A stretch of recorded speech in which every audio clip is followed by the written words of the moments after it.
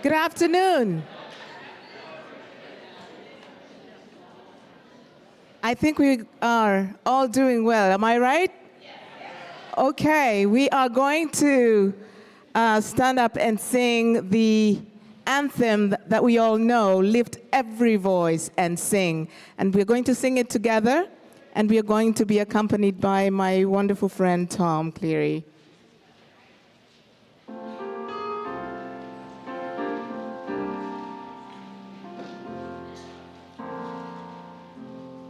Lift every voice and sing till earth and heaven ring, ring the harmonies of liberty. Let our rejoicing rise as the listening sky. Let it resound loud as the rolling sea. Sing a song full of the faith that the dark past has taught us. Sing a song full of the hope of the present has brought us. Facing the rising sun of a new day begun, let us march on till victory is won. Somehow I can't hear you. Sunny we trod, beat of the chestnut, felt in days when hope unborn.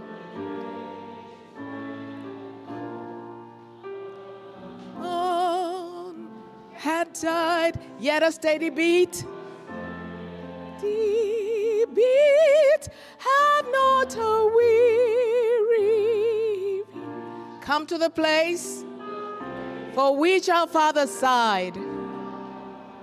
The sigh, we have come. We have come over a way that the tears have been watered.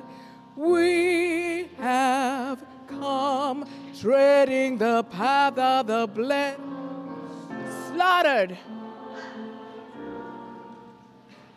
Out from the filmy past till now we stand at last, where the white gleam of a bright light is cast. God of our wearies, God of our silent tears, thou who hast brought us far away, thou hast my mind led us on into the love that path, keep us forever in path. We pray, lest our feet stray from the places of God where we met thee, lest our hearts drunk with the wine of the world get thee. Shadows beneath the hand, may we forever stand true to our God, true to our native land.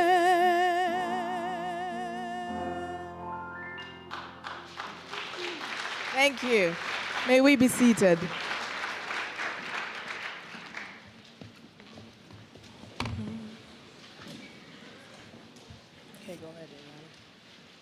Hi, my name is Daviana, and I'm a student athlete at Georgia Middle School.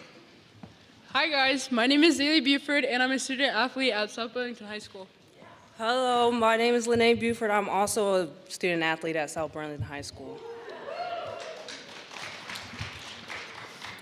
There are those who are asking devotees of civil rights. When will you be satisfied? We can never be satisfied as long as a Negro is a victim of the unspeakable horrors of police brutality. We can never be satisfied as long as our bodies, heavy with the fatigue of travel, cannot gain lodging in the motels of the highways and the hotels of the cities. We cannot be satisfied as long as the Negro's basic mobility is from a smaller ghetto to a larger one. We can never be satisfied as long as our children are being stripped of their selfhood and robbed of their dignity by signs stating, For whites only. We cannot be satisfied as long as a Negro in Mississippi cannot vote. and a Negro in New York believes he has nothing for which to vote. No, we are not satisfied. And we will not be satisfied until justice rolls down like waters and righteousness like a mighty stream. I am not unmindful that some of you have come here out of great trials and tribulations. Some of you have come fresh from narrow jail cells. Some of you have come from areas where your quest for freedom left you battered by the storms of persecution and staggered by the winds of police brutality. You have been the veterans of creative suffering. Continue to work with the faith that unearned suffering is redemptive. Go back to Mississippi. Go back to Alabama. Go back to South Carolina. Go back to Georgia. Go back to Louisiana. Go back to the slums and ghettos of our northern cities, knowing that somehow the situation can and will be changed. Thank you.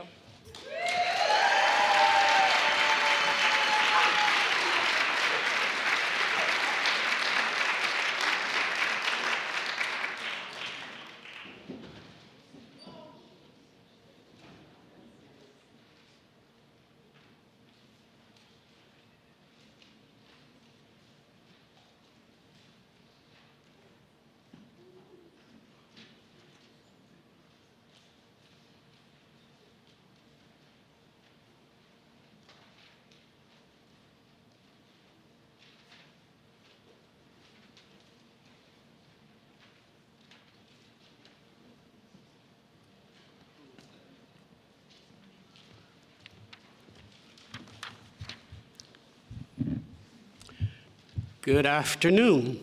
My name is Patrick Brown, and my role here today is to welcome you.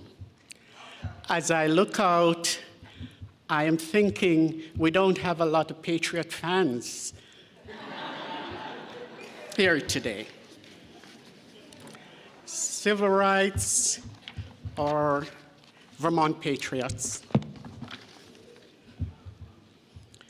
Thank you to Caribou, who opened with that wonderful selection, accompanied by Thomas Clary.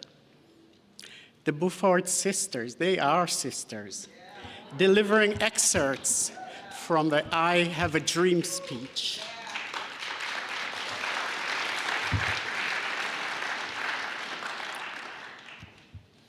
As we come together to celebrate the life and legacy of the late civil rights leader, Dr. Martin Luther King, Jr., and Coretta Scott King.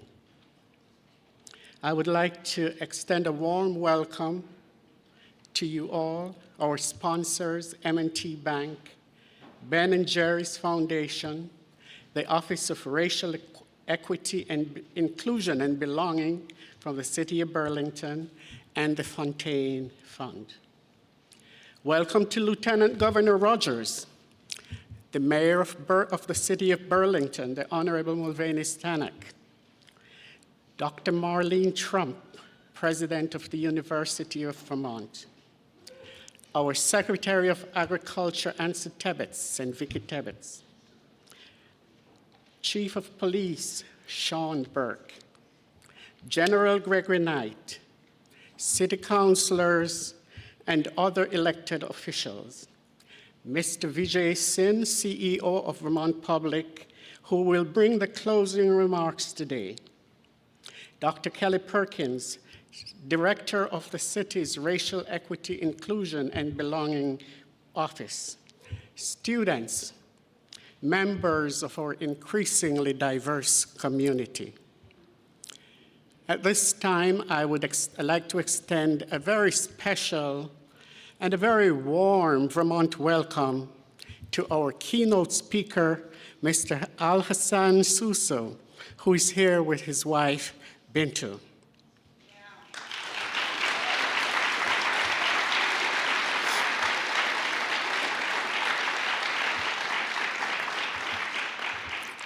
Also with us today are two of the most influential women in Vermont, Mrs. Gretchen Morse and Martha Maxim.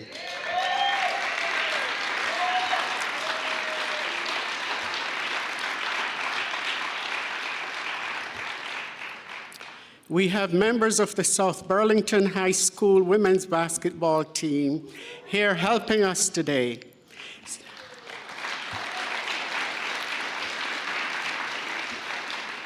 We also have students from the University of Vermont.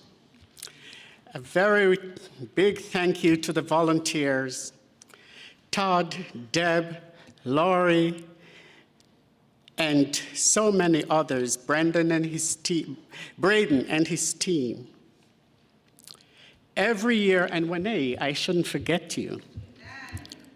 Every year, we recognize the dedication and community spirit of organizations and individuals. It is not just about seeing our differences. It's about valuing the unique light in each person, and that each person brings to the table and to the shared space in our community. When we honor every voice, we create a harmony no single note could ever achieve alone. This year, it is with gratitude, it is with deep gratitude and honor that we recognize the Winooski School District. It is my pleasure to invite the 28th President of the University of Vermont, Dr. Marlene Trump, to present the Certificate of Honor to the Winooski School District in the spirit of Dr. Martin Luther King, Jr.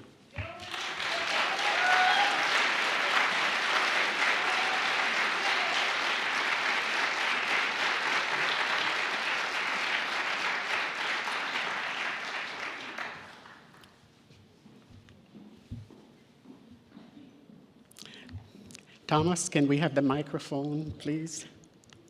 Oh, okay, thanks. And we invite the representatives from Winooski School District to come up and receive the honor.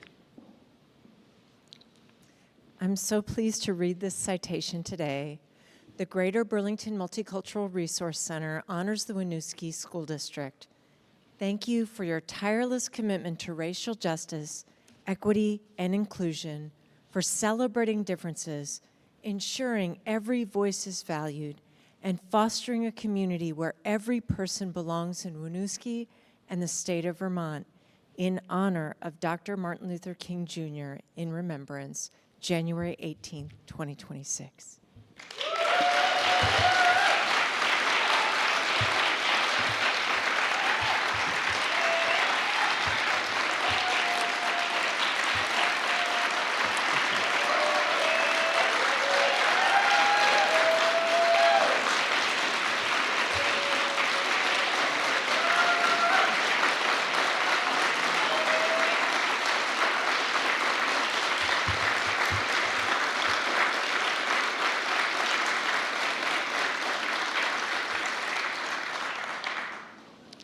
Thank you and congratulations.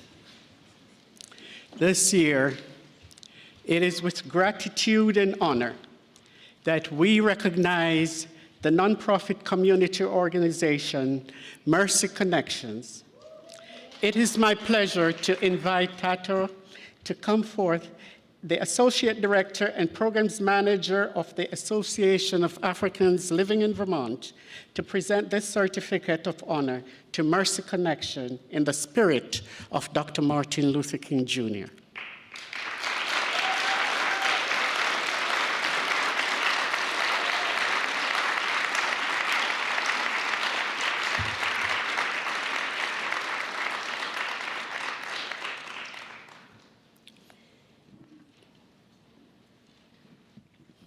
Wow. such an honor to present these community recognitions to Mercy Connections, one of the incredible organizations here in our community. Thank you for your tireless commitment to equity and inclusion, and for creating meaningful pathways of opportunity for all in the community of Burlington and the state of Vermont. In honor of Dr. Martin Luther King Jr., Remembrance, January 18th, 2026.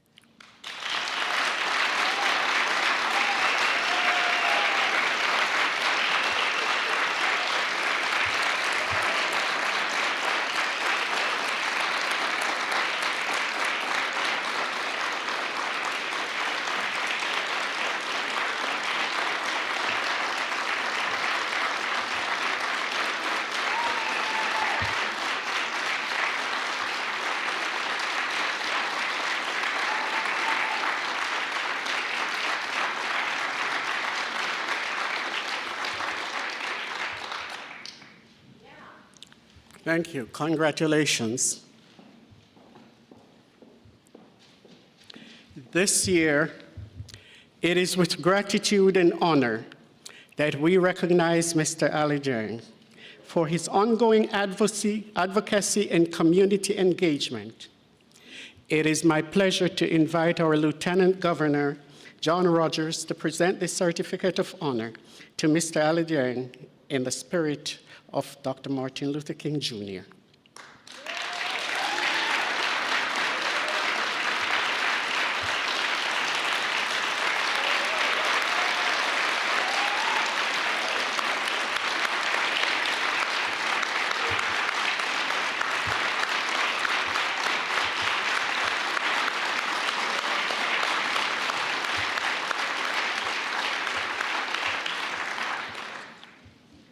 It is my honor to present this award to such a great person, a community leader, and a great friend to my Chief of Staff.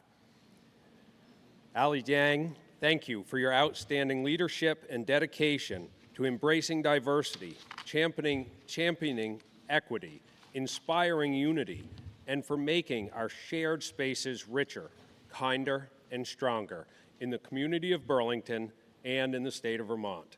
In honor of Dr. Martin Luther King Jr., Remembrance, January 18th of 2026.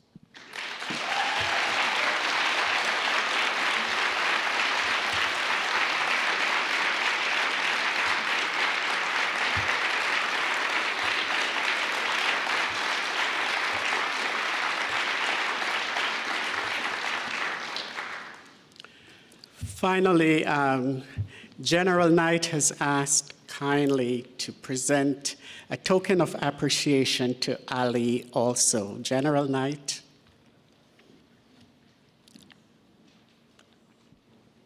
I have a very short amount of time, but I could not think of a better venue, a better time, or better event to recognize Ali. You ever met somebody immediately exuded positivity, a passion, an incredible work ethic for their community?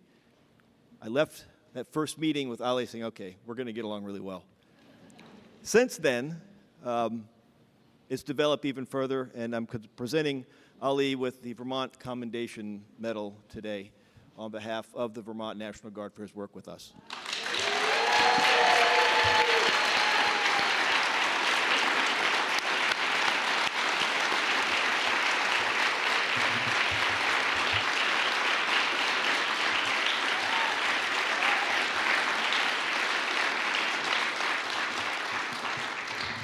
I'll go quickly because you have to hear this. The Vermont National Guard presents this Vermont Commendation Medal to Ali Dieng for meritorious achievement from 1 January 23 to 1 January 26. Ali Dieng has enhanced the relationship between the Vermont National Guard and the communities we serve. His willingness to facilitate cross-cultural competencies and to provide education for our communities about opportunities in the Vermont National Guard have a direct positive impact on our organization. As a result, directly attributed to Ali Dieng, the Vermont National Guard has grown the inclusion of underrepresented populations, presented opportunities for new Americans, and significantly grown the capability and capacity of the organization. His direct engagement on establishing the sister city program between the city of Burlington and Chess East in Senegal directly and significantly enhances the National Guard State Partnership Program. His remarkable contributions are in keeping with the highest traditions of community service, the State Partnership Program, and the Vermont National Guard.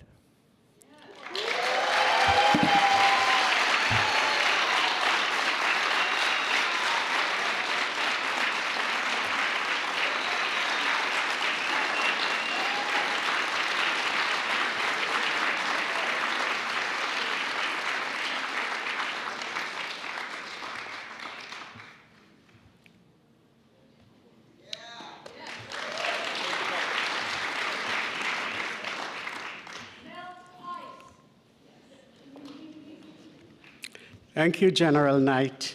And as an advocate, as a mentor, as a friend of Ali, I want to tell him that he cannot accept an award without a check being included. Please enjoy the rest of the program. Thank you.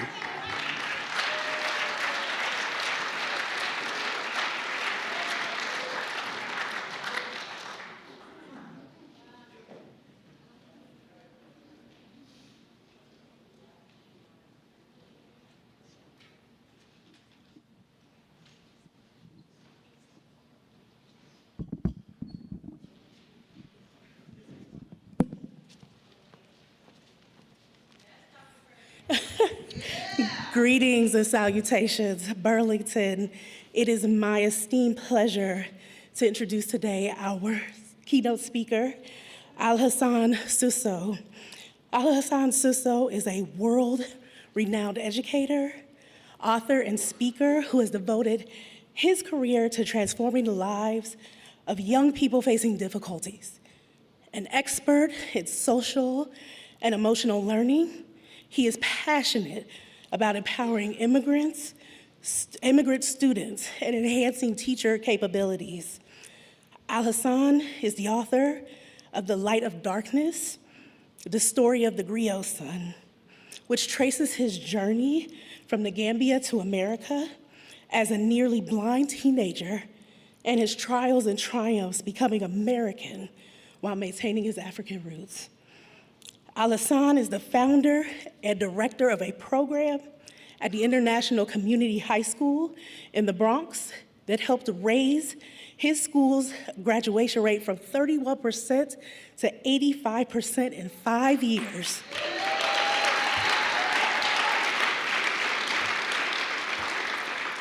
Through this program, he has worked with and transformed the lives of over 1,000 youth.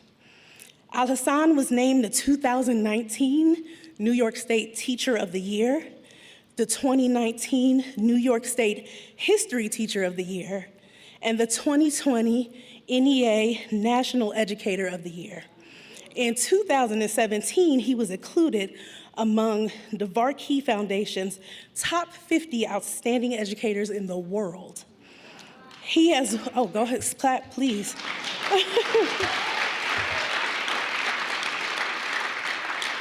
He has won numerous awards, including the 2019 Cultural Innovator Award from Long Island University, the 2021 Council for Economic Education Visionary Award, the Social Emotional Learning Innovation Award for Teachers from the Rockefeller Foundation's Education First program, which he has received 2 times. His numerous articles include Peeling Away Cultural Cataracts to Reveal Humanity's Beauty, What Our Students Need to Learn, and most recently, The Reinvention Schools Really Need. Alhassan graduated with honors in political science and history from UVM and earned his Master of Art in Teaching from Bard College. He currently teaches government, economics, and personal development and leads the 12th grade instructional team at the International Community High School located in the South Bronx in New York City. And without further ado, Alhassan Susso.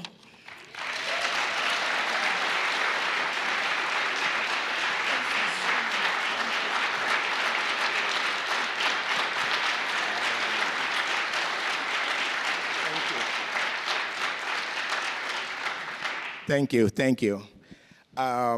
it is an incredible honor to be here today. So as you can see, as a classroom teacher, it's very difficult for me to stand at a podium. You know, we got to figure out a way to move around. So that's what we're going to be doing today. Okay? So first of all, thank you, Dr. Perkins, for that wonderful introduction. And thank you so much, Patrick, for this amazing invitation. When Patrick first reached out to invite me to be here today, I was like, without a doubt, the answer is always going to be yes. It is Vermont. Who would not want to go to Vermont?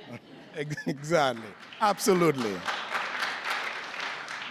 You know, it is, you know, yesterday when my flight landed, I flew in from Myrtle Beach, South Carolina yesterday, and when my flight landed, I really can't express in words the joy I felt when I landed back in Burlington.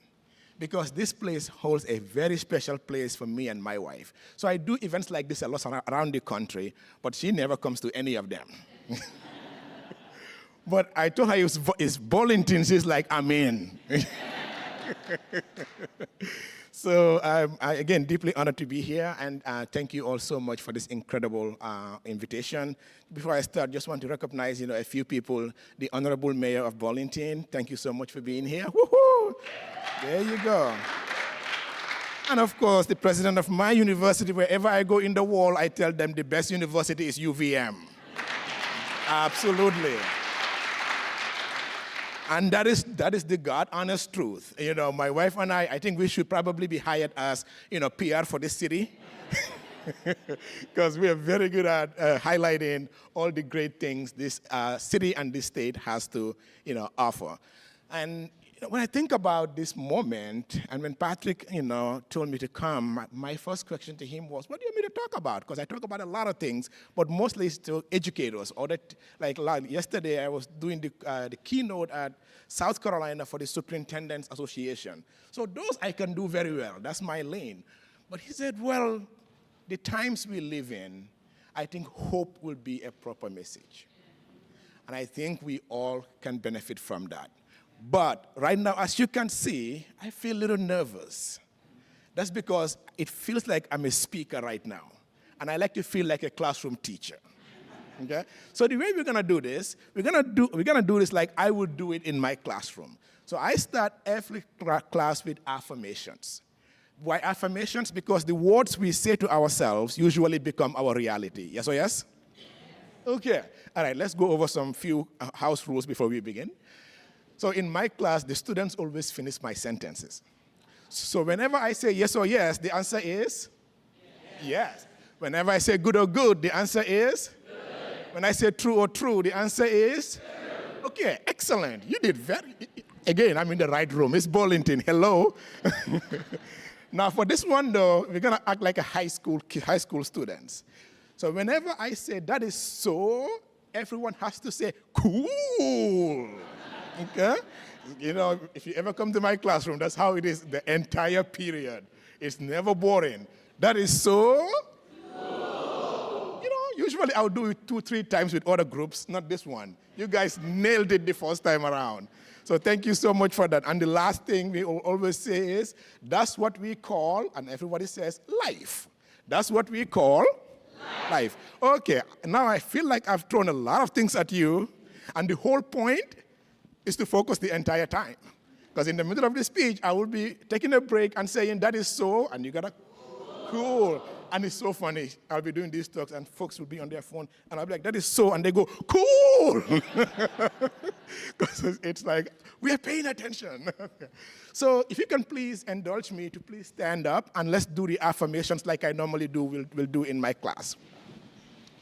Okay, so we have one each day, so we'll just pick one of the ones that we would do. And we do this every period, and it goes like this. You will just repeat after me, please.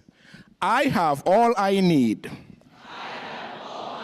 to run the race, that was designed for me. I am somebody. I will be a better person when I leave here. I have places to go. And people to impress.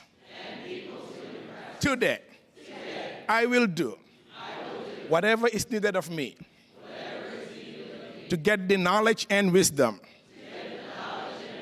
so I could fulfill my goals, desires, and expectations. Give your partner a high five. There you go. Woohoo! There you go. Excellent. Now we can grab our seat. Perfect. That, you see, that is so cool. That's what we call, okay, this other half remembers. Okay, yeah, I gotta do better. Okay, all right, that is so cool. Okay, there's one I did forget. So this is a new one this year. So whenever I say, let's, everybody go, do this. Let's do this. Oh my goodness, you guys are awesome. Okay, I have to record this and take it back to my class and say, look. This is always beautiful because when I send these videos to them, it feels like they are part of my journey, which means a lot to me. And so what I wanted to start with today is this. I always think about my mission in life. I believe that everybody has to have a mission statement. Universities, institutions, organizations, corporations all have their mission and vision, which guide how they function in the world. While that is imperative, it is equally important for individuals to have a mission statement. For me, I think about this question on a daily basis, because this is what I wrote for myself 14 years ago when I became a teacher. How do I empower young people to live meaningful lives and use their knowledge and experience to serve something greater than themselves? And the reason I think about it this way is this. In 1775, when 60 of the ragtag militias faced 900 of soldiers from the most formidable army in the world at the time, all they had with them that day was hope. Because the British soldiers were no match to the militias, the 60 militias that faced them at Lexington and Concord. But what those 60 individuals had was this. They had a belief of a better future. And that belief was rooted in the words that were written down a few months ago when Thomas Jefferson said, "We hold these truths to be self-evident, that all men are created equal. We are endowed by our Creator with certain inalienable rights, among which are life, liberty, and the pursuit of happiness." Now, when these words came out, they gave everyone in the colonies hope. And when people have hope, nothing can stop them.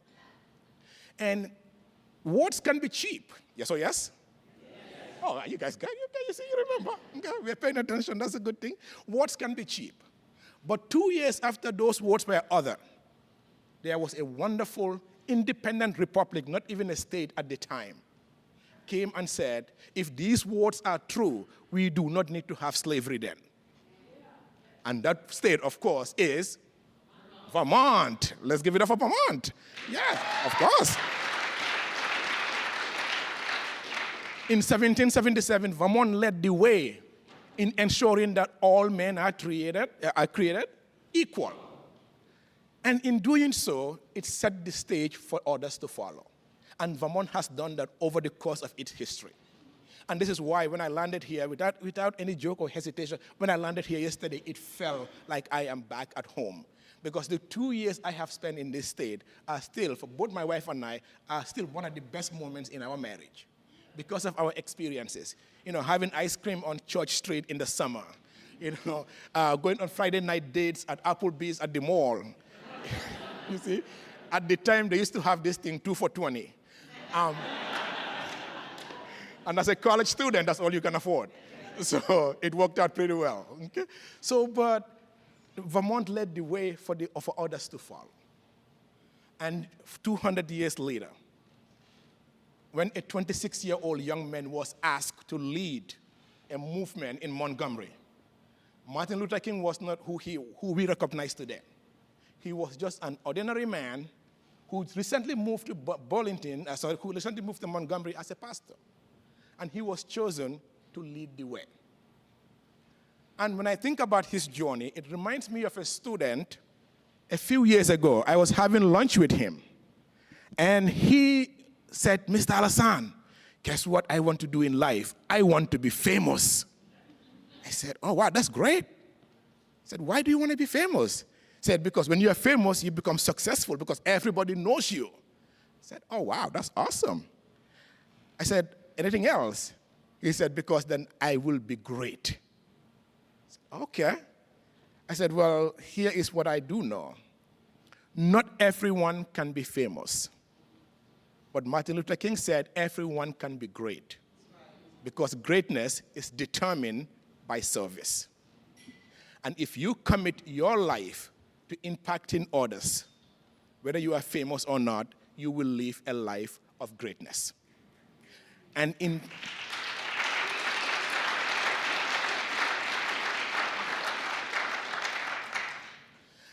he said, well, what does it mean to serve? I said, well, I gave him another quote. I love quotes, by the way. Gave him another quote. I said, a young president in 1961 said, don't ask what your country can do for you. Don't ask what people can do for you. Always ask yourself, what can I do for others? Can I directly or indirectly impact people's lives? And the answer to that for each and every one of us is yes. We all have the power to make a difference in this world. And when we do that, not only would we live a meaningful life, but generations will take for granted what many yearn for every day. And in that context, when Martin Luther King started this movement in Montgomery, he did not know how successful this was going to be. But he knew one thing. He said, faith means taking the first step, even though you don't see the rest of the staircase. You don't know when the journey will end, but you have to at least start. In order to be great, you have to start. And he started when everybody doubted him. He was, of course, he faced death threats. He was put in prison. His hotel room was bombed. Even though those were painful, the most painful experience for King was this: when you are questioned by the people you are trying to fight for. And I think for each and every one of us, there are moments when we are doing this kind of work, trying to serve others, and our actions are being questioned. But King replied by saying, I know who I am, and I know whose I am. And as long as I stay true to who I am, soon or later, things will fall into place. And just 12 short years, when he took the steps at the Lincoln Memorial, a speech that these incredible young men and women just read here. One thing he did not say, though, Martin Luther King never got up there and said, I have a plan. He never said that. What he said was what? I have a dream. Because with a dream, when your dream is clear to people, because Martin Luther King's dream was simple. He believed that there are two aspects of life, a just world and an unjust world. And his life is dedicated to fighting an unjust world and making it just. And those who believe what he believed followed his path. And 60 years later, here is a young man from Africa standing here today as a result of what he did.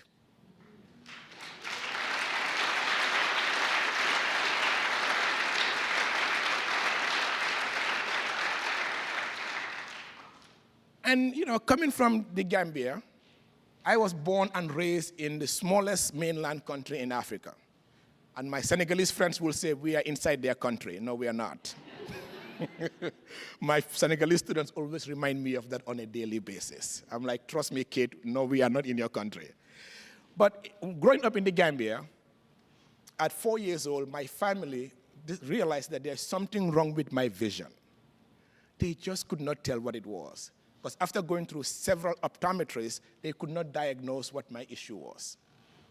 It wasn't until I came to the US when I was finally diagnosed with a disease called retinitis pigmentosa.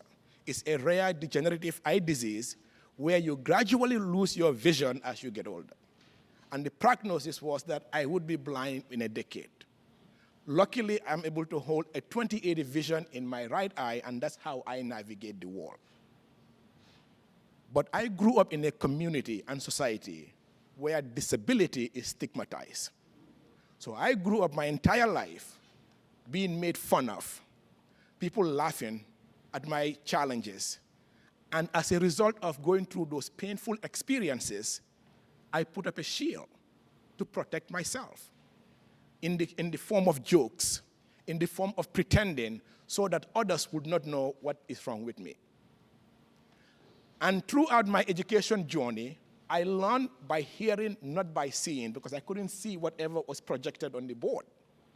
But I did all I could to maneuver and eventually get ahead in class and eventually to university. But it finally came ahead in 2010 when I was at the University of Vermont. I took this class called Introduction to Logic. And it was in one of these huge auditoriums. And in that class, of course it's logic, you gotta see the numbers to be able to solve the problem. And no matter how hard I tried to get closer to the board, I just could not see what was on the board. So as the semester progressed, every test, my grades get lower and lower and lower. And every time I always say to myself, I need to say something. But when you have been traumatized so much, it is difficult to speak up. And as a result, at the end of the semester, I ended up with a D- in that class. And I finally realized I had to do something. So I went and met with the professor and explained to him what my situation is. Because he always knew I was always the first one in the class. That's you. Anybody who knows me, I'm always there. And I'm always in the front. So he knew I was definitely not, cutting corners. He just couldn't get why this situation ended up being the way it is. After explaining everything to him, he said, well, Alhassan, this is a little bit unfortunate because right now, I can't change your grade. But what you need is to go and speak with the Office of Disability Services, and they should be able to help you in navigating the rest of your higher education journey. And I did. I went and spoke with them, and they were able to provide me the services I need, such as extra time on tests, large prints, professors providing slides ahead of class so I have access to the materials. Honestly, even though at the time I was 25 years old, that was still shocking to me, that people will go out of their way to ensure you have what you need to succeed. Because I did not come from that kind of environment. So as a result of doing all of that, I took the class again and I got an A and moved on. But in that journey, I researched, well, where did this idea concept come from in the US? So the Americans with Disability Act, 1990 was passed, but what's the history? This is why I teach history. Because I like to know what's the story behind this. Because laws just don't happen. There are people who stand up and said, this is wrong and it needs to change. So I want to know the person behind this advocacy. And in my research, I came across Judy Heumann. Some of us might be familiar with her. She is considered the mother of the disability rights movement. Judy Heumann was, when she was 5 years old, her parents wanted to enroll her in kindergarten. Unfortunately, they would not take her because at age 3, she contracted polio and was wheelchair bound. So when she was going to go to kindergarten, they said, no, we can't take her because it's a fire hazard. But her mom sued the school district, and eventually they took her. Throughout her education journey, everywhere she went, she faced the same challenge. All the way to university. She became a teacher, and the school district would not hire her because they said if there's a fire, they would not be able to evacuate her. In many people in that situation, they would have easily given up. But she understood one thing. Your past does not equal your future. The choices you make ultimately determine your destiny. And she understood something else. The fight is bigger than her. And she was the person who galvanized and organized to take over a building in San Francisco in 1975 for 8 days. And that advocacy led to the passage of the 504 laws, which protect kids all across the country today, and eventually led to the passage of the Americans with Disability Act. And one of the highlights for me in my career is 6 years ago, her organization was writing a curriculum on disability, the history of disability rights movement in the US. And I was called to be part of writing that curriculum. And I took part in writing several lessons of the history of the disability rights movement. But I always think about this. What if she decided it was too hard? What if she decided this is my lot in life? What she said was this: disability is not a tragedy.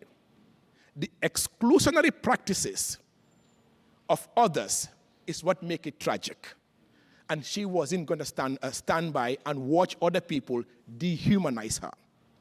Because, as she always puts it, I have all I need to run the race that is designed for me. And in doing so, she is now changing countless lives across this world.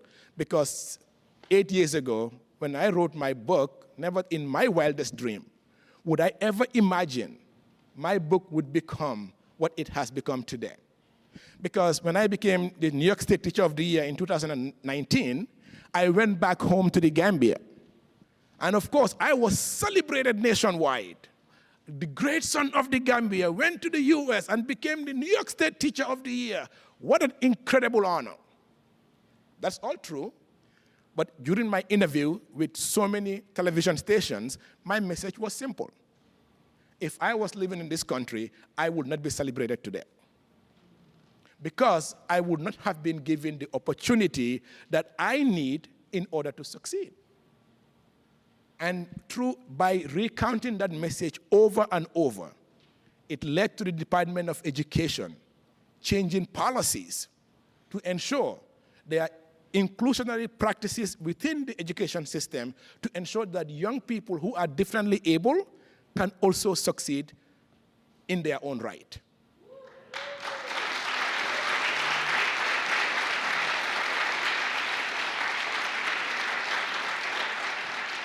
And today, that book is being used to teach, immigration, disability rights, not only in the Gambia, but across the country here. But I always think about the impact of Judy Heumann in that journey. I was fortunate to meet her, but she has made a difference in the lives of so many who will probably never meet her. And when I think, and it's always important to think about in this idea of service, because the whole point of me writing that book was to ensure that my young immigrant students have a path forward in this country. And 2 years ago, I was doing a student assembly at a local high school in New Jersey. And when I was done with my talk, the students lined up to thank me for, the message. And this one girl pulled up her phone and said, "Hey, by any chance, is this the book you're talking about?" I looked at it, I said, "Oh yeah, that's my book." So I said, "Oh my God! Oh my God!" I'm like, okay. I know the book is great, but not that great, right? This kid was screaming like she just met Obama. Okay. After she calmed down, she was like, "Oh my God, you would not believe this." She said, "Last week, during my therapy session, my therapist said I need to get this book because it will help me in my healing journey." Now, not to put any race in it, but this is a white girl in New Jersey. What connection does that have what connection does it have to my story? But here's the beauty of humanity. Our stories are our most prized possession and our most valuable gift to one another. And as a result of that, I always think about it this way. Sometimes in life, we hope for a miracle. We may or may not get our miracle. If you don't get your miracle, you could become somebody else's miracle. And today, even though my vision is not cured, my story and life are being used to teach others that their past does not determine their future, but rather the choices that they make will ultimately determine where they end. Speaking about choices, in 2008, I was working in a grocery store in Poughkeepsie, New York.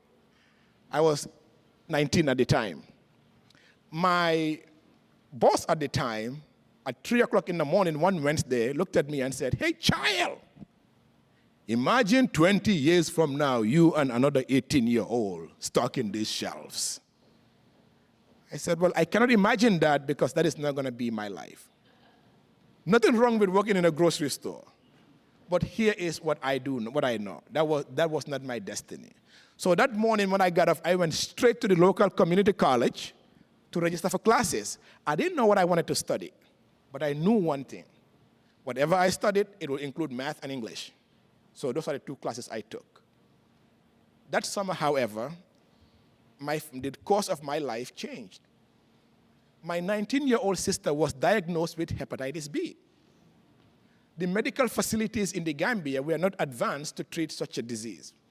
So one of the ways we could have saved her life was to bring her to the US to get the care that she needed. The embassy said we needed to put down a $25,000 deposit because US taxpayers would not be responsible for her medical bill.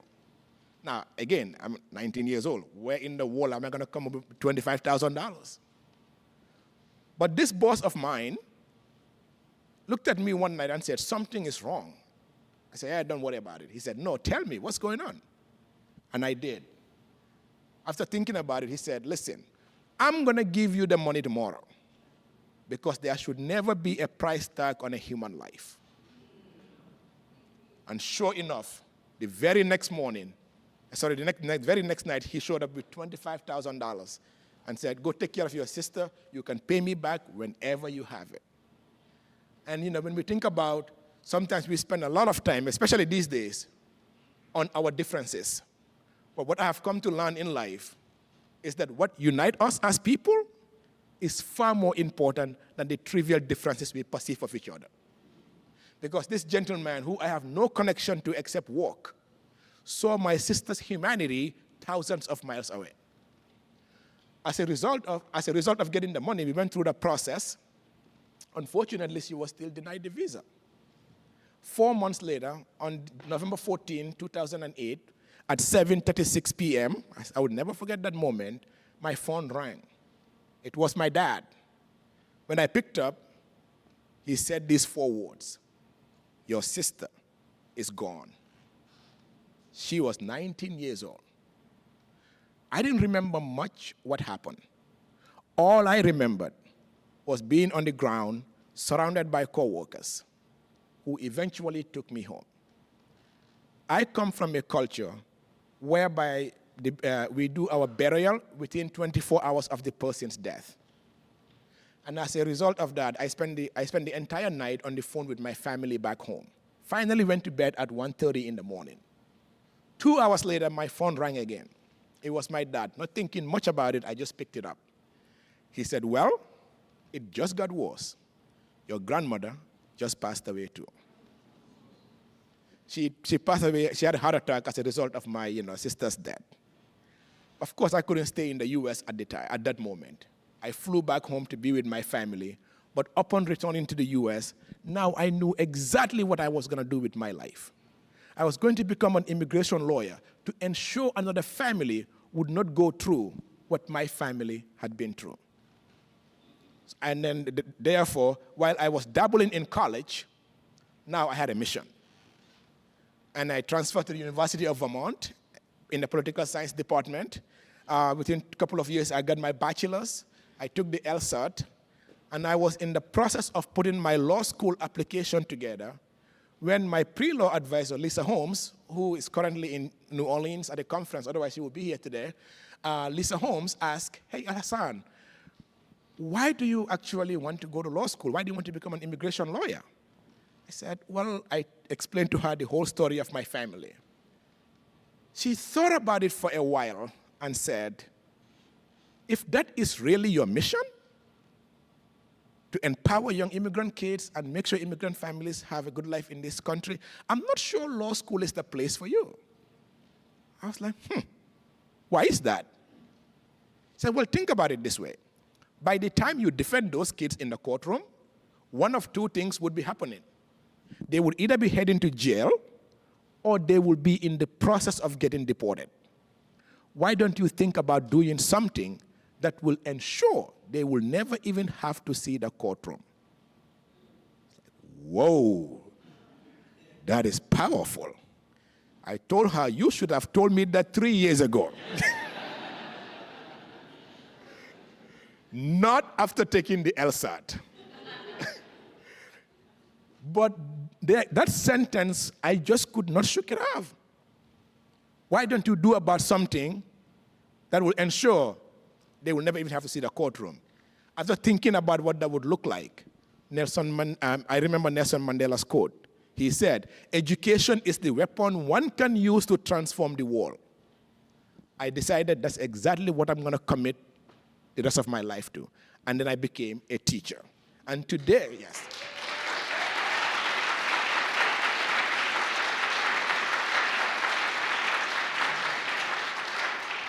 And today at the International Community High School, instead of defending kids in the courtroom, I prepare them for a successful future. Because when I entered that school, as it is mentioned in my bio, our graduation rate was 31%. And I'm like, I did not, stop going to law school or come here just to see these kids fail and move on. No. The following year, I put together different systems for our 12th graders, and within a year, their test scores went from 29% to 69% within 1 year. And as a result of that, many of them ended up graduating that year. The only sad part for me was at the day of the graduation, whoever I spoke with said, so what's next? Oh, mister, I don't know yet. What I've come to realize is that only 28% of our kids would be going to college. And out of that, based on our school's history, 14% would drop out within a year. I teach in District 15, which is the poorest congressional district in the US. I teach recent immigrant kids who just came to the US, living in District 7.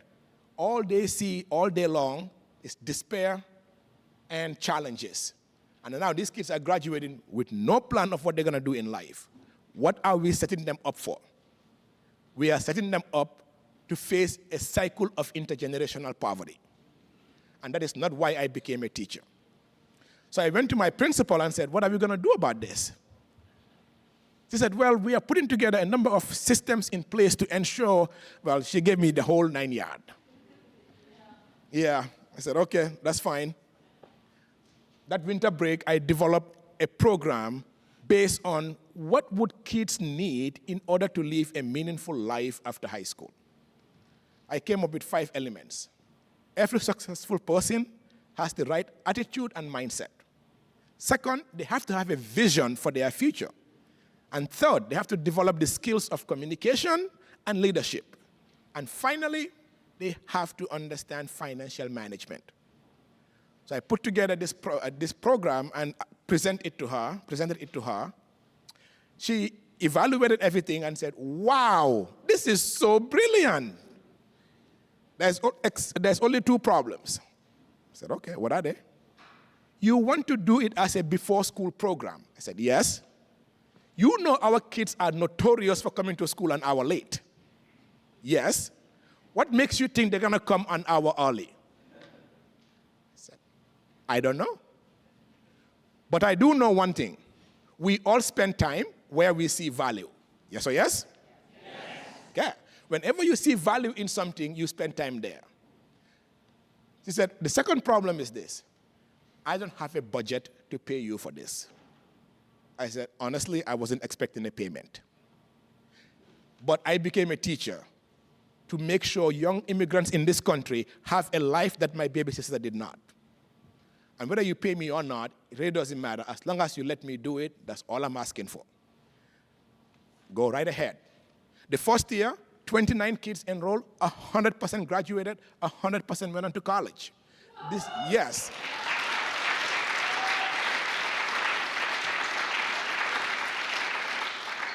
The second year of the program, 43 kids, 100% graduated. 40 out of the 43 went to college. The 3 that did not were undocumented. And we raise funds to ensure that they are able to get a higher education. This is our 10th year of the program. 100% of every student who comes to morning class has graduated from high school. And this is a program that takes place an hour before school starts. So 70% of our 12th graders are in the building before the teachers. So our biggest problem in the school was attendance. But if the kids are in the building before the teachers, well, do you have an attendance problem? No. As a result of that, within 5 years, we went from 31% to 84.9% in graduation rate.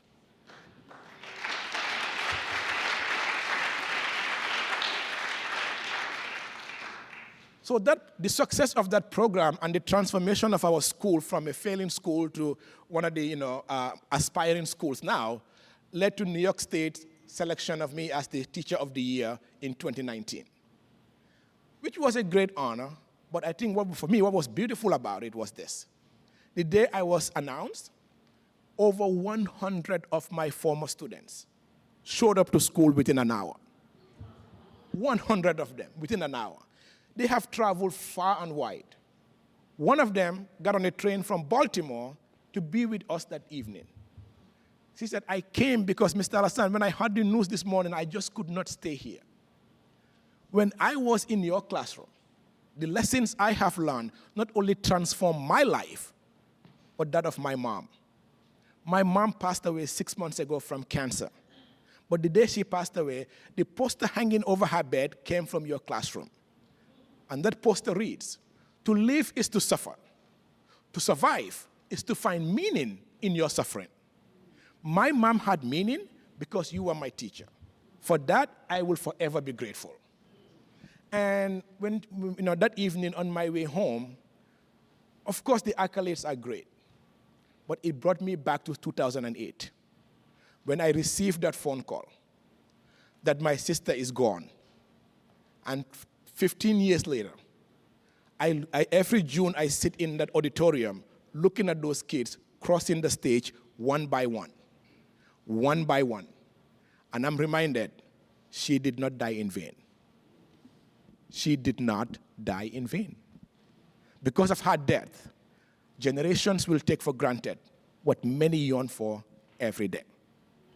Now, I live in Poughkeepsie, New York, which is 2 hours from my school. I get up at 4 in the morning. I'm out of the house by 5. I get on the train at 5:40, school at 7. The kids come in at 7:30. Our school starts at 9. We end at 4. I do after school 4 to 6. I'm home at 8. People call me crazy. I said, I'm going to quote Tupac here. He said, don't question my choices if you don't know my options. When people say I'm crazy because of the choices I'm making, they didn't know the options that were given to me. I did not become a teacher so that these kids can pass an exam. I became a teacher so they can live meaningful lives and use their knowledge and skills to serve something greater than themselves. And one of the ways I think about it is this. We all encounter people on a daily basis. My question to you is this. When people encounter you, when people experience you, what do they experience? Let's think about it for a second. When people experience you, what do they experience? Being New York State Teacher of the Year was wonderful, but it was a stepping stone for me, because it wasn't only my kids that needed help, but immigrant kids across the state. So serving on the State Board of Education gave me the opportunity to be in the room where the decisions are made. This is why representation matters, because we need voices to highlight stories that people are not thinking about. And as a result of being on that board, New York State now is underway transforming our education model to meet the needs of newcomers so that they can also have meaningful lives upon graduation. And this accolade also gave me the opportunity to create mentoring programs for young men of color, an opportunity to get into the education field. It started at my school and beyond. And then 4 years ago, I went to visit back home in the Gambia. I learned while my visit in the Gambia that 89% of Gambian students lack basic numeracy skills, and 91% lack basic literacy skills. That is a national tragedy. In my conversations with the folks in the Department of Education, I always love when people are giving you all these excuses. Because the reality is that they are excuses. One of my favorite phrases is, do something, and do not wait for people to create a path. Go where there are no paths and leave a trail. That is what changed the world. Don't wait for a path to be created. Go where there are no path and leave a trail. So when I was in the Gambia, I said, okay, I have made a difference in the lives of my students in New York, but what about in the Gambia? So I established the NAMI Foundation, named after my beloved grandmother, to ensure teachers and students in the Gambia have what they need to succeed. And as a result of that, we established the Gambia Teacher Prize, where we identify, recognize teachers across the country and bring them together to collaborate. Now, when I started this, like many initiatives I've done, I have no idea where to begin. But what I knew was that something had to be done. And then you don't have to be great to start, but you have to start to be great. So as a result of starting, I called a few of my friends, and the first year, 30 teachers across, 30 educators and education officials came with us to the Gambia. And then this is our third edition. That's going to happen next month. As a result now, next year, there will be a group of teachers going to Gambia every summer, spending 4 weeks to create an educational exchange and training to ensure that Gambian teachers are equipped with what they need in order for them to succeed. In my conversations 4 years ago, it was with the US ambassador at the time. When I presented this initiative to her, she said, oh my God, Alhassan, this is great. We will definitely support you. We have this thing called public diplomacy grant in the State Department. I will advocate on your behalf. And little did both her and I know the world was about to change. And then we did not get that grant, but at the time, my name, my reputation was already out there. In that situation, what do you do? Well, I took $45,000 out of my retirement and put it in the foundation to make sure that this program does not fail. You might consider that crazy, but think about it this way. To whom much is given, much is required. And as we are embarking on this journey, there is so much noise going around these days. I only try to focus on one thing. What can I control? And as I'm thinking about what this year will look like, I was at school in June, and this organization came to our school to recognize my efforts and gave me a $25,000 award. And that's how Patrick got to actually hear my story, because it was featured in the New York Times, because I'm like, oh, hallelujah, Lord, thank you so much. Because now at least we have funding for this year. So what's going to happen next year? I don't know. But I do know one thing. It will continue. Because since Martin Luther King did not give up, I am not going to give up. Martin Luther King said this: we must accept finite disappointment, but we can never substitute that with infinite hope. It is important for us to remember that out of all the struggles we face today, we all have exactly what we need to run the race that was designed for us. If you don't get your miracle, you could become somebody else's miracle. Your past does not determine your future. It is the choices you make that will determine the outcome. And as King said to end with, he said, if you cannot fly, then run. If you cannot run, then walk. If you cannot walk, then crawl. Whatever you do, you have to keep moving forward. And all it takes is one person. Now, I have shared all these wonderful stories. You might be like, oh my God, this guy is incredible.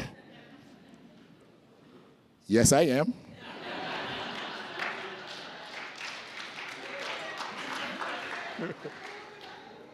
But the truth is this. I am simply paying it forward. I came to this country 25 years ago with $20, 2 pairs of pants, and a shirt. It was a teacher who helped transform my life. One day, Miss Felter, my reading teacher, called me. There was a little closet in her office. She said, Alhassan, I went shopping this weekend. None of these clothes fit my son. Would you like any of them? I looked at all of them one by one. I said, oh yeah, I would like all of them. And she said, okay, oh, great, you can take them all. It was a few days later when it finally hit me. The reason she did that was because a few days ago, a classmate asked, why do you always wear dirty clothes to school? Instead of telling me to go clean up my clothes, she said, she just went and got me new ones. It is the same Miss Felter who, the day I was taking the New York State Regents exams, she came in early to review with me. And 3 hours after taking the exams, we were back again in her classroom calling homeless shelters because I needed a place to sleep that night. She did not only teach me how to do my schoolwork. What she did was save my life. And without Miss Felter, I would not have graduated from high school. And the trajectory of my life could have been very different. Then therefore, for me, when I think about what I'm doing now, is in service to that legacy. It's this belief that I cannot change the entire world, but I can change one child's life. And that one child could end up transforming the world.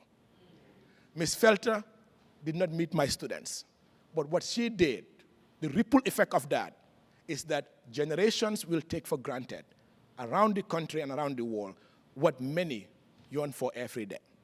And when I think about King and his legacy, when I think about Judy Heumann, when I think about Miss Felter, when I think about Professor Holmes at UVM, when I think about my intro to logic professor, when I think about the people who went out of their way to ensure I got what I need, it is my obligation to also give back in my own way. And that is very important. We all have to do it our way. And with that, I will leave you with my favorite quote. It's an Indian proverb. It said, when you were born, you cried while the world rejoiced. Live your life in a way that when you die, the world will cry while you rejoice. Thank you so much for having me here today.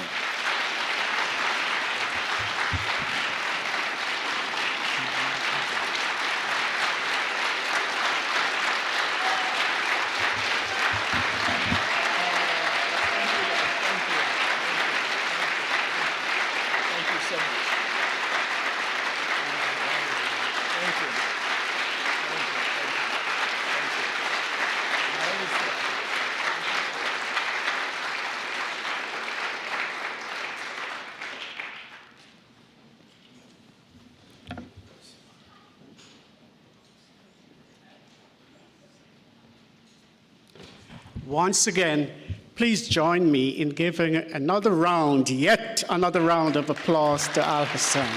Thank you.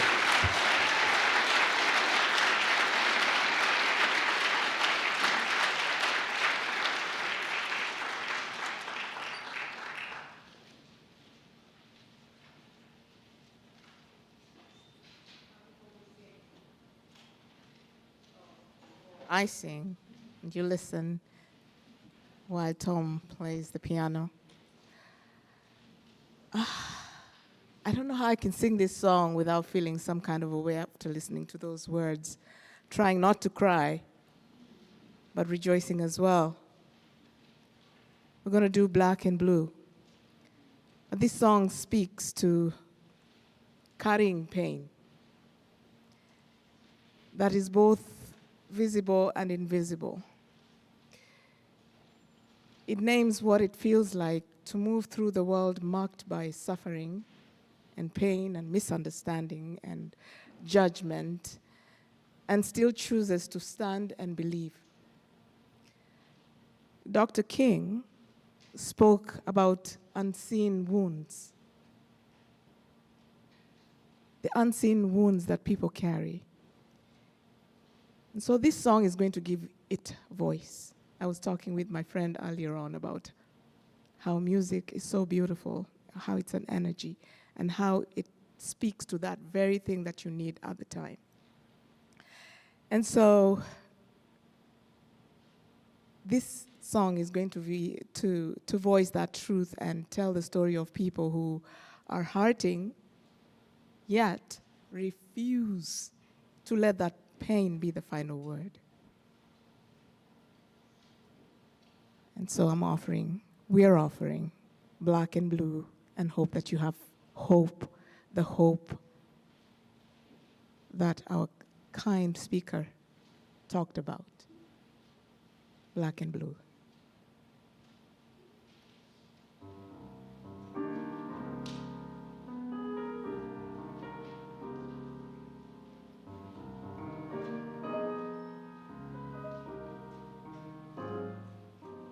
I'm taught to be proud, still I'm not allowed to speak and know I'm being heard.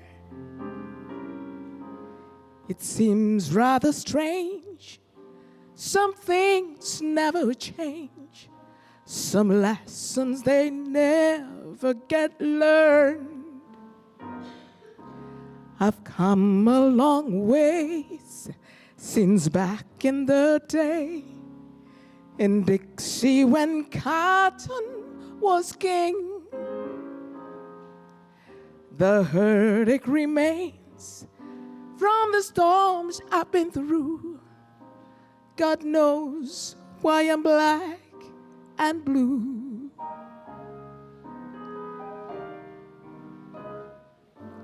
I stayed on my knees, I cried and I grieved. It's hard to forgive and forget, but memories don't die, and I'm still asking why would people treat people like that? And God looks at my skin, I'm lovely to Him. He made me and said it was good. But people still judge. It's so sad, but it's true. God knows why I'm black, I'm blue. I have nothing to gain by shifting the blame. I'm saying at last, let the past be the past. While there is strength in my bones, I will still journey on. But I'm not naive, I still do believe that the first will be last, the servant be served. We're all bound to reap what we sow. Someday love will win and the hatred will lose. Someday I'll be proud, though blue. Someday love will win and the hatred will lose. And although I'll be black,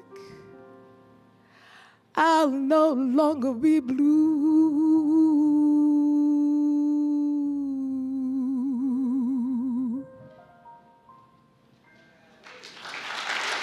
Thank you. Thank you.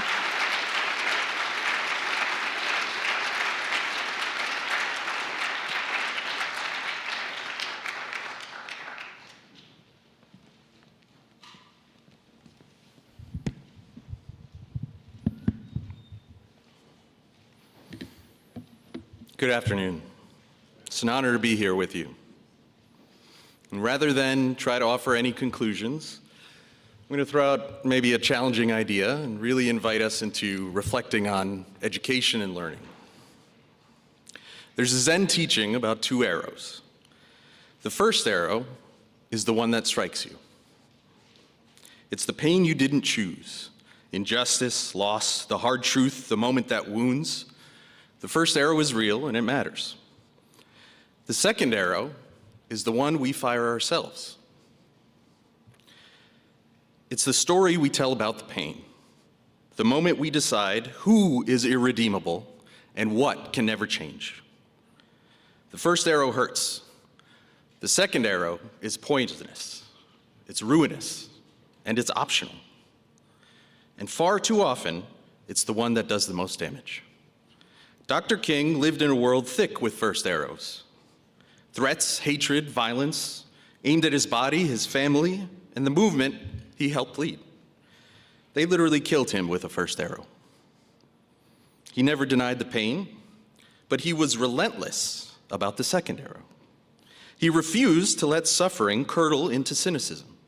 He refused to let injustice excuse cruelty. He understood something that we still struggle to accept, that suffering does not automatically make us wise, that anger does not automatically make us right, and that being correct does not automatically make us good. For Dr. King, this restraint was not passive or sentimental, it was discipline. It was learned behavior.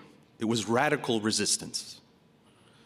Near the end of his life, Dr. King warned against what he called sincere ignorance and conscientious stupidity. Not hatred, but the danger of believing that good intentions absolves shallow thinking, or that moral certainty is a license for callousness. That warning lands uncomfortably close to home today. And it wasn't aimed at any particular side. It was aimed at anyone tempted to stop learning. He believed education was more than the accumulation of facts. It was the formation of character. Preparation for when things get hard and the stakes are high. For when the sky is dark with first arrows. Because learning is never neutral. It shapes how we treat those we disagree with. It trains us either towards escalation or toward restraint. Dr. King said it plainly, we must learn to live together as brothers or we will perish together as fools. That is not a call to agree, nor permission to minimize harm. It's a demand that we choose wisdom over reflex and learning over the comfort of already knowing. So the next time the first arrow strikes, will we pause before firing our second arrow? Will we stay curious when certainty feels safer? Will we still be willing to learn through struggling together? If the answer is yes, even imperfectly, then Dr. King's work is not behind us. It lives on in the hard, unglamorous work of learning our way towards peace. Thank you for being a part of that work, and thank you for continuing to learn with me.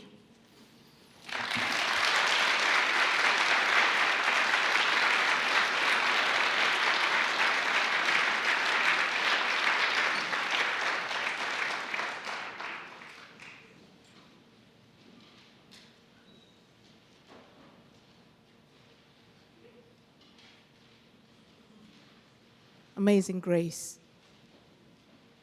Before we share the next song, how many of you know the history of this song, Amazing Grace? All right, I'm going to share a little bit. So this is a hymn that was written as a confession by John Newton. He was a man who later reckoned with his role in slave trade. But the song did not stay with its author. Over time, it was carried and transformed by Black communities into a language of endurance, a language of dignity, and a language of hope. So this evening, we are offering it in the spirit of Jerry Allen. Her artistry teaches us how to honor silence and space and truth in sound. And I'm deeply grateful to be joined by the remarkable Thomas Cleary at the piano. And thank you. Okay.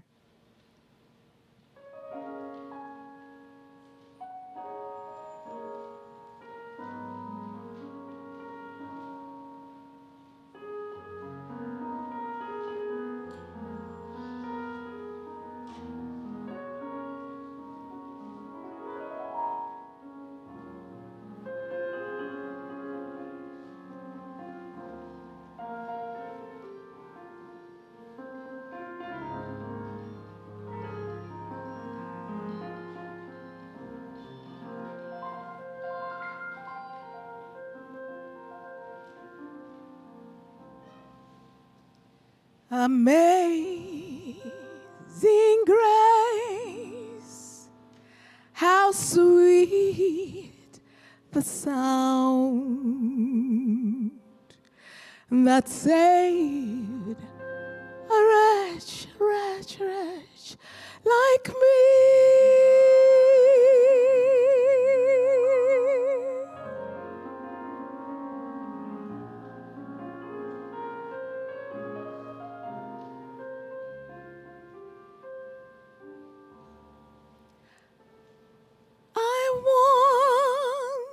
Was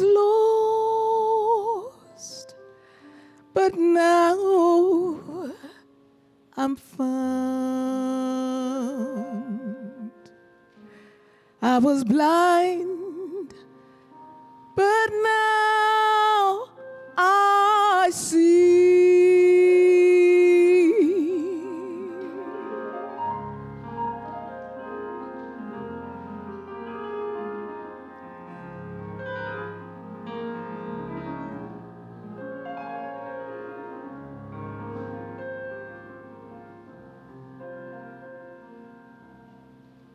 When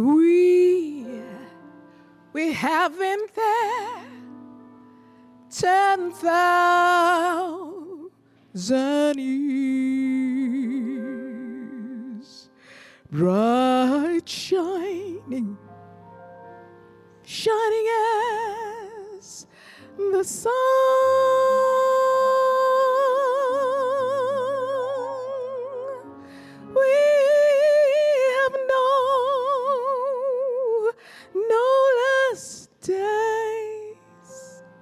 To sing God's grace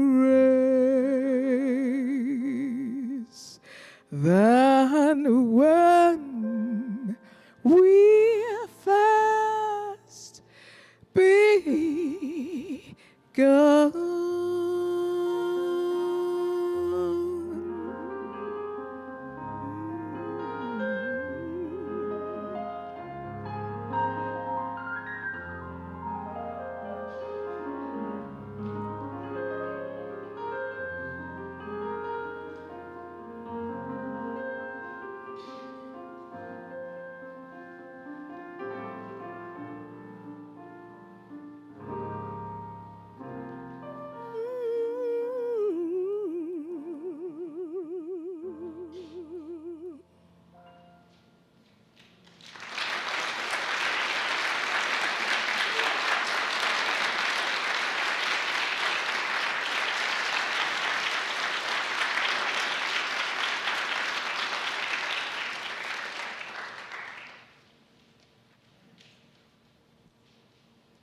If we would all stand, if we can, so that we can honor Dr. Martin with a song that we know is so part and parcel of the movement.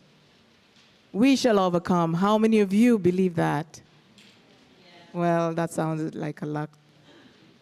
How many of you believe that we will overcome one day? Okay. Let us sing We Shall Overcome together.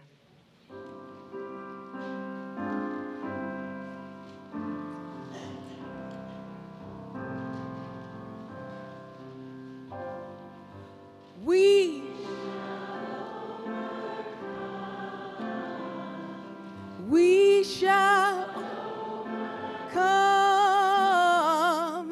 we shall overcome.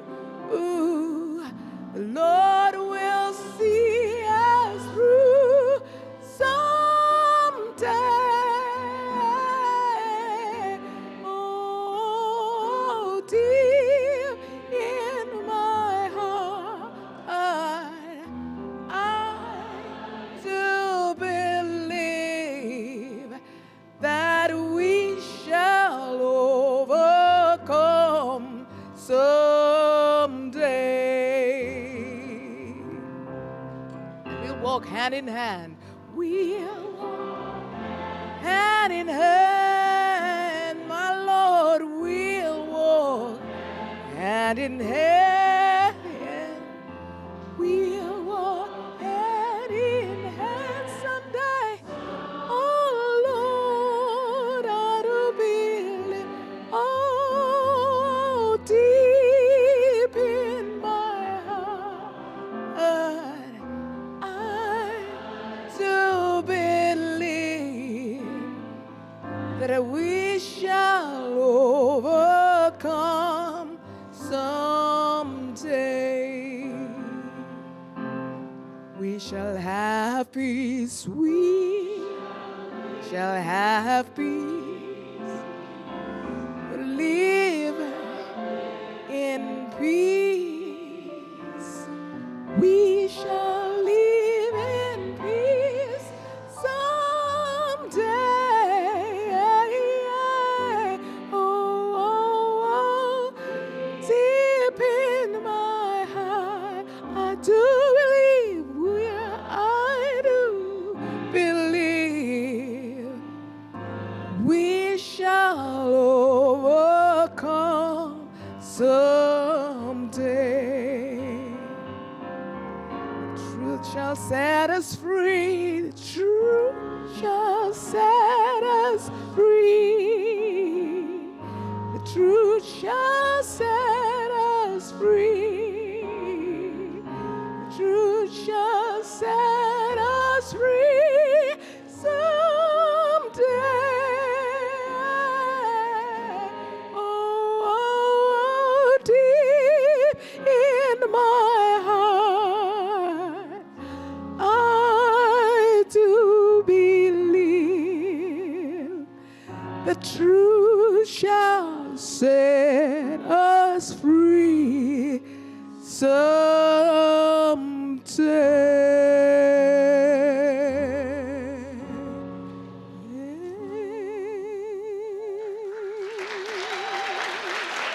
Thank you so much. Have a good evening. And thank you, Tom Cleary. Thank you, thank you.